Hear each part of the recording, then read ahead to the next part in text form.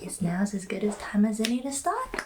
Okay, so I have been making YouTube videos for 18 months straight and it has completely changed my life. Not because I've gone viral or made millions, I still have under 1,000 subscribers, but honestly the growth that I've experienced just from showing up has been wild. Also, this video is super casual. I'm filming this just before I go pick up my daughter, so I got 20 minutes, let's go. And yes, I really do think that YouTube changed my life for so many reasons, but the biggest one is consistency. I've been really inspired by Kelsey Rodriguez, what she's doing for artists and small businesses, and it's amazing. And watching her made me think like, okay, I'm not going to be exactly like her, but is YouTube actually possible for me? When YouTube first came out, I was in primary school and I was obsessed with the OG YouTubers like Nigahiga, Wong Fu, Kev Jumba, the golden era of YouTube. It was my dream to be a YouTuber, but I was scared of putting myself out there and being seen as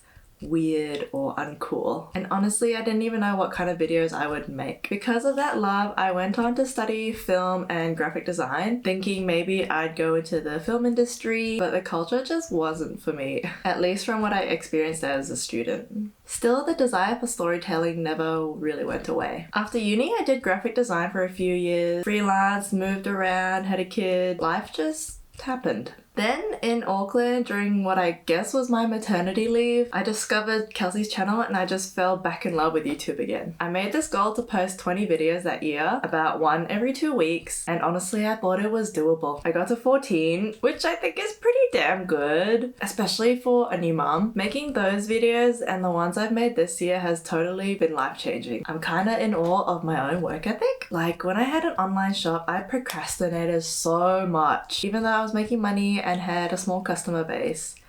That was the dream, right? But it felt like a grind. With these videos, I'm just motivated. I want to keep making them and I want to keep this little promise to myself to make 20 videos a year. I don't know if that's because this was my childhood dream or because it combines my love of film with art and storytelling. It might honestly just be the childhood dream thing. I remember in year 7, I begged my primary school teacher to let me submit my assignment as a video. I made this anti-drug promo with my friends and it was so fun. At graduation, a classmate wrote in my book, "You're going to be a great film director." I still remember that every time I show someone a video. I've never been consistent at anything in my life, or at least in my career, as I have been with these videos that, you know, hardly get views, but I genuinely enjoy making them. Yes, sometimes me and my buddy Joanna, we complain about why we burden ourselves with more unpaid work, but this is the kind of work that's laying a foundation for a creative future that I actually want. And honestly, running and YouTube have been the two things that have changed my life the most. Obviously, husband and child too, but in terms of just me. Both require consistency. I definitely don't run every day like my crazy husband, but I run at least twice a week, or at least I did until the marathon was over. I'm not making videos every day, but a few times a week I would sit and write, edit, conceptualize new ideas. My dad used to say to me, if you don't discipline yourself, the world will discipline you. I'm pretty sure that was him trying to scare me into doing better at school, but he's also right. If I don't decide how I want to live, the world will just push me in some direction. I could have easily gone from design job to design job, but I know a lifelong graphic design career just is not for me. I need freedom to explore my own things on my own terms. That doesn't mean no boundaries, it means that I set the boundaries and I stick to them. When I was running my online shop, I thought my customers would keep me accountable, but they were too nice and they would never put pressure on me. So everything was purely self-motivated and the motivation was low. But with YouTube, even with less than 1,000 subscribers, and honestly at the start of this year it was less than 500, I still showed up. Consistency through the quietness changed me. Through making these videos, I started to find my voice and I'm getting comfortable with it. I love being able to talk to the camera like talking to a creative friend, and with this new camera, so much easier. I might not have the most unique point of view or the deepest analysis, but I have a point of view and it's mine.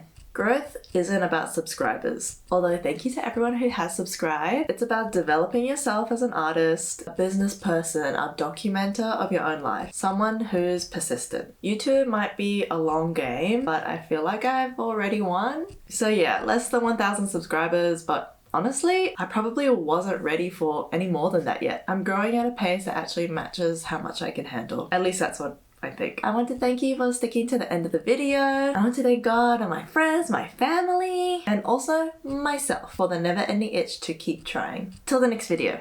Bye! Actually, I'm very thankful to have hit 1,000 subscribers a few weeks back, but I had written this video before then. Thank you to everyone who has subscribed. You helped me reach my goal of 1,000 subscribers this year, and I got to buy this new camera because that was my reward for myself. So thank you so much for being here, subscribing.